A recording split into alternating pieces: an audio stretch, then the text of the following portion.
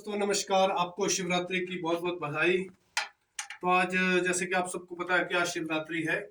तो शिवरात्रि दरअसल हिमाचल में हर क्षेत्र में अलग अलग तरीके से सेलिब्रेट की जाती है। कहीं पे कुछ बनता है, जो हमारा रिवाज है मैं उसके बारे में आपको बताता हूँ कि हम लोग कुछ रोट बनाते हैं। रोट मतलब रोटी का मेल। रोटी फीमेल होगी तो रोट हो गया मेल। तो मेल थोड़ा ये बड़ा बनता है और हैवी बनता है, तो इसलिए ये भोले बाबा को चढ़ाया जाता है।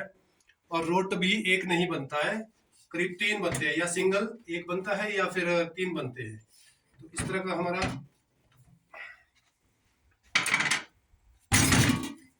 जो रिवाज है वो ऐसा होता है। हाँ, जल भी जाते हैं, मोटी रोटी है तो जाहिर सी बात है जल भी जाते हैं। बनाना थोड़ा कठिन होता है, लेकिन साल में एक बार बनता है, आगे पीछे इसको कभी नहीं बनाया जाता।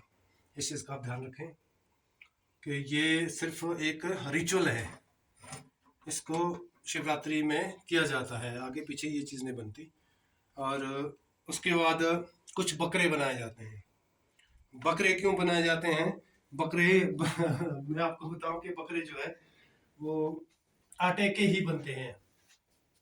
शायद कुछ लोग सोचते होंगे किस चीज़ के बनाते हैं, आटे के ही बनते हैं। और वो इसलिए बनते हैं कि बाद में इसको भोग के रूप में खाया जाता है। इसको 2-3 दिन खाया जाता है। तो इसको क्या करते हैं कि बनाने के बाद हम इसको बॉईल करते हैं। तो बॉईल क्या, जो फूड है वो जल्दी जल्दी खराब नहीं होता है, तो वो 2-3 दिन होता है। और अपने रिश्तेदारों को सबको हम ये खिलाते हैं। उसके बाद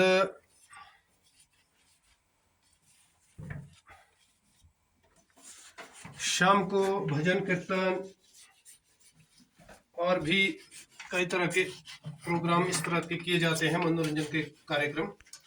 वो सब इसके बाद जब हम इन कार्यों से फ्री हो जाते हैं वो तब किए जाते हैं।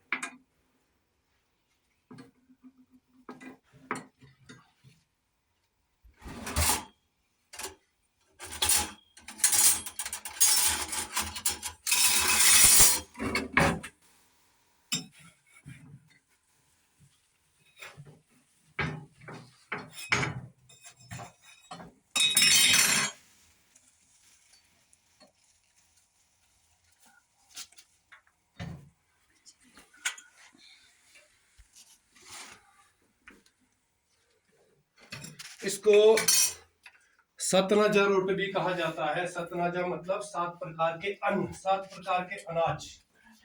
तो जैसा कि आपको पता है कि अब हर प्रकार के अनाज लोग नहीं उगाते हैं, तो इसलिए 7 अनाज को एकत्र करना बहुत मुश्किल हो जाता है।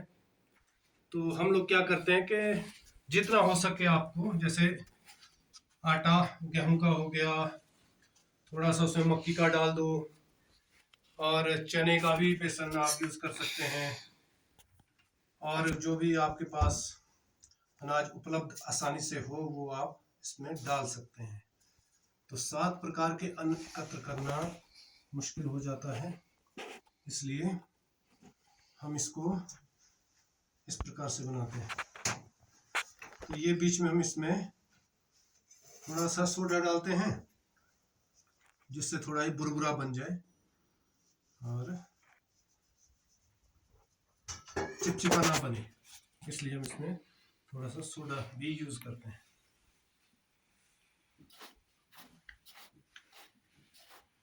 तो मैंने जो है ये सिर्फ 3 प्रकार के अनाज इकट्ठे किए हैं। गेहूं का है, मक्की का है, और थोड़ा बेसन भी, चने का अनाज वो डाला हुआ है।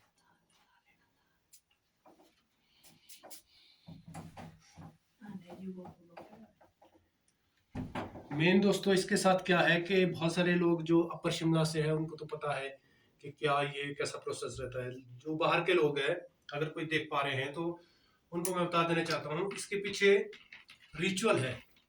टेस्ट नहीं पूछा जाता, तो रिचुअल भी है और टेस्ट भी है।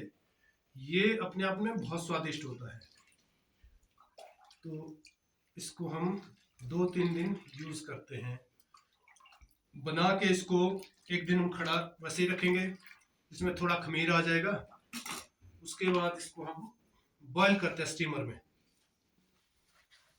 स्टीम के साथ इसको पकाएंगे तो ये बहुत ही टेस्टी हो जाता है। और फिर उसके बाद एक दिन ही नहीं इसको खा सकते, इसको हम स्टोर करते हैं। ठंडे इलाकों में स्टोर वैसे ही आसानी से हो जाता है, 2-3 दिन के लिए खराब नहीं होता है। लेकिन जहाँ पे थोड़ी गर्मी है तो वहाँ आप फ्रिज में भी रख सकते हैं। तो इस प्रकार से इसको बहुत ही शुभ माना जाता है।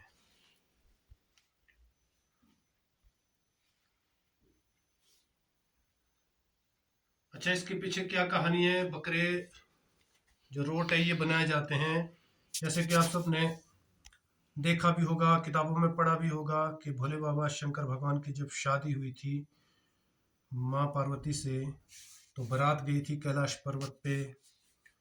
तो वहाँ पे जो भी था, वो कैलाश जी का गरूर था, उसको तोड़ने के लिए उन्होंने, उनकी बारात में 2 ऐसे शख्स भी थे, 2 ऐसे बच्चे भी थे जिनको राव और केतु कहा जाता है। तो उनको बोलते हैं भूख लगी तो उन्होंने खाना मांगा।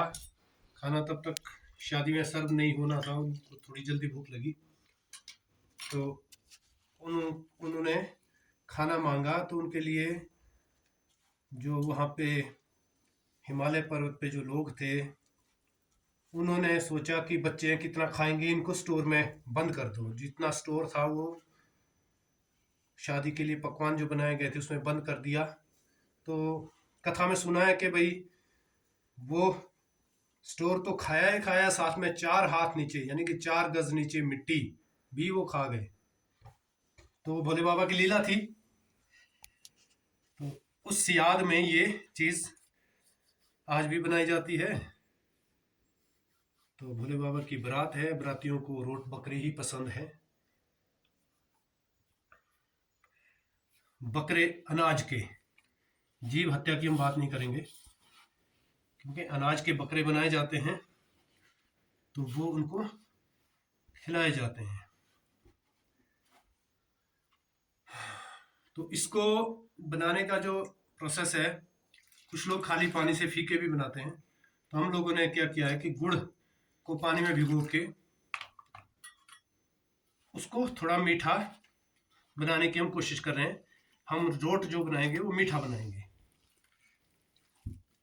तो खाने के लिए इसको आप दाल के साथ खाओ, सब्जी के साथ खाओ, घी के साथ खाओ, जैसी आपकी इच्छा है।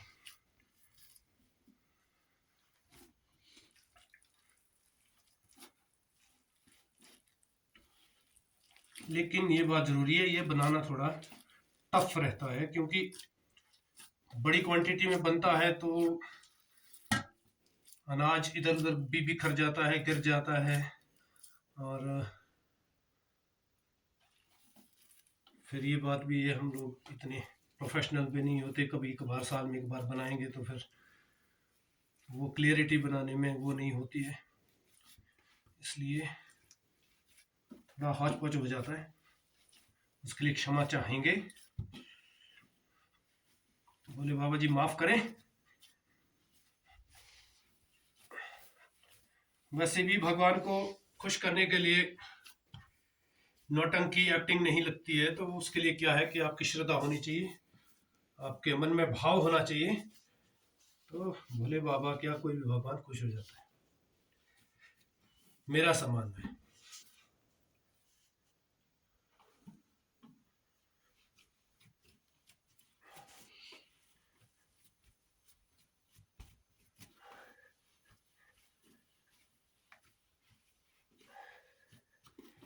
अब क्या है कि ये समस्या हम लोगों के लिए आती है कि जब कभी कभार आप कुकिंग करेंगे तो आपको क्वांटिटी का अंदाजा नहीं होता है। कभी पानी ज्यादा गिर गया तो गीला हो गया, आपने फिर सूखा आटा डाल दिया तो ज्यादा हार्ड टाइट हो गया, फिर पानी डालेंगे फिर गीला हो जाएगा। तो उस तरह से आपका रोट बहुत बड़ा रूप ले लेगा, धीरे धीरे बनते बनते बहुत बड़ा हो जाएगा।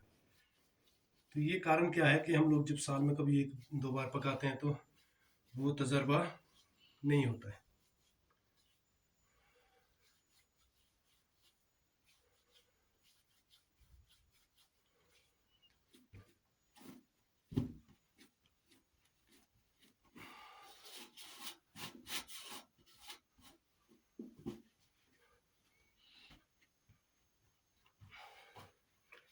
शिवरात्रि में हर बार क्या है कि बाहर बर्फ होती थी, तो लोग ठंड में पकवान बनाते थे, खाते थे, तो वो थोड़ा ठीक भी था।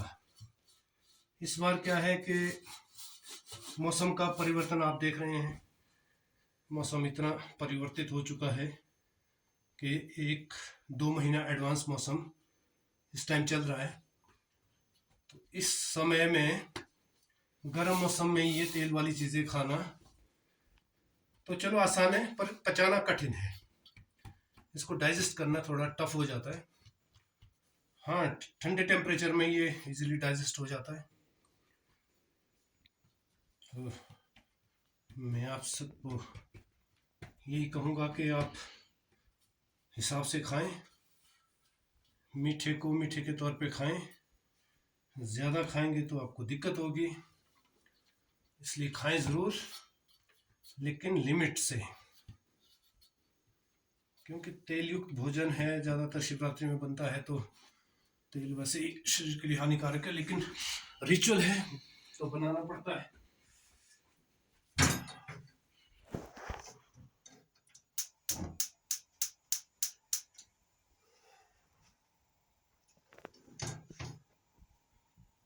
दोस्तों, परंपरा सदियों से आ रही है और उम्मीद करता हूँ कि आगे भी इसी प्रकार चले, लेकिन जैसा कि आपको पता है समय बदलता रहता है, परिवर्तन प्रकृति का नियम है, तो कब कैसा रूप ले ले कोई नहीं कह सकता, लेकिन अभी हम लोग जब तक है तो कोशिश करेंगे इसको कामयाब रखें, कायम रखें परंपरा को। आगे राम जाने।